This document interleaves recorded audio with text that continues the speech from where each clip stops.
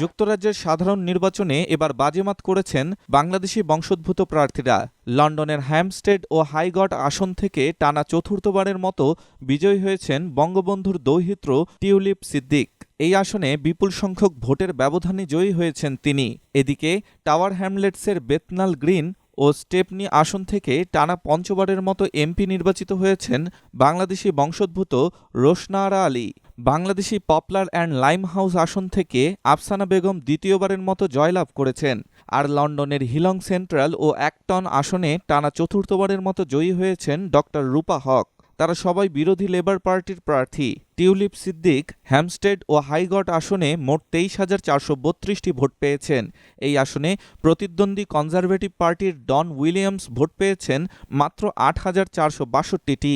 রাজনৈতিক পর্যবেক্ষকরা 41 বছর বয়সী টিউলিপকে লেবার পার্টির অভ্যন্তরে নতুন প্রজন্মের তুমুল সম্ভাবনাময় রাজনীতিবিদ হিসেবে দেখছেন।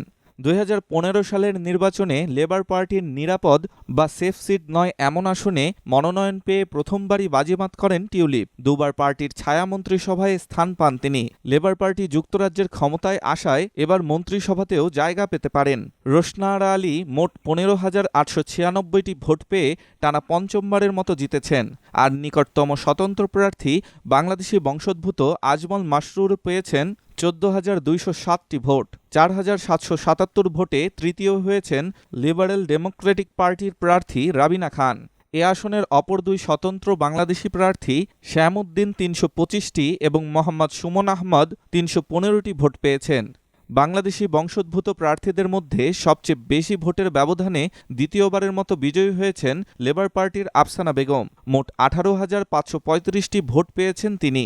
আফসানার প্রতিদ্বন্দ্বী গ্রিন পার্টির নাথালি বেইনফিট 5,975টি, কনজারভেটিভ পার্টির ফ্রেডি ডাউনিং 4,738টি, স্বতন্ত্র প্রার্থী আফসানার প্রাক্তন স্বামী এহতেশামুল হক 4,554টি ভোট পেয়েছেন। পূর্ব লন্ডনের অপর আসনটিতে গতবার লেবার পার্টির বাংলাদেশি বংশোদ্ভূতদের বিরোধিতার মুখেই লেবারের মনোনয়ন পান এবং নির্বাচনে জয়ী হন আফসানা বেগম।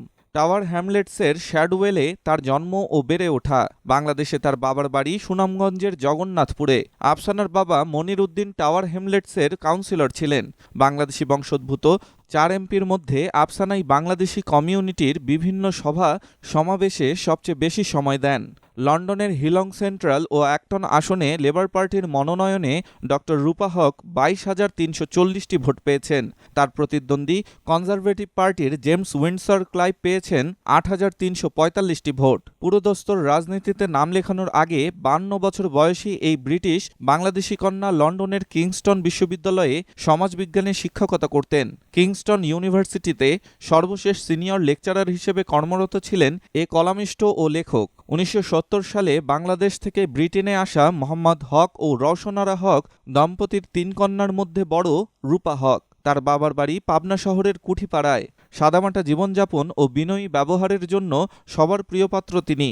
এছাড়া নির্বাচনে লেবার পার্টি থেকে প্রথমবার মনোনয়ন পেয়ে তুমুল প্রতিদ্বন্দ্বিতা সত্ত্বেও অল্প ভোটের ব্যবধানে হেরেছেন দুই বাংলাদেশি বংশোদ্ভূত প্রার্থী রুফিয়া আশরাফ ও রুমি চৌধুরী। যে আসনগুলোতে তারা হেরেছেন সেগুলো কনজারভেটিভের দুর্গ ও ভোট ব্যাংক হিসেবে পরিচিত। সাবেক mayor Rufia Ashraf south Northamptonshire আসনে 15,504টি ভোট পেয়ে দ্বিতীয় হয়েছেন। এই আসনে 19,191টি ভোট পেয়ে বিজয়ী হয়েছেন কনজারভেটিভ পার্টির সারাহ বুল। উইথাম আসনে কনজারভেটিভের তারকা প্রার্থী প্রীতি পাটেল 18,827টি ভোট পেয়ে বিজয়ী হয়েছেন। এই আসনে 13,682টি ভোট পেয়েছেন councillor Rumi Chowdhury. Desk report, star সংবাদ।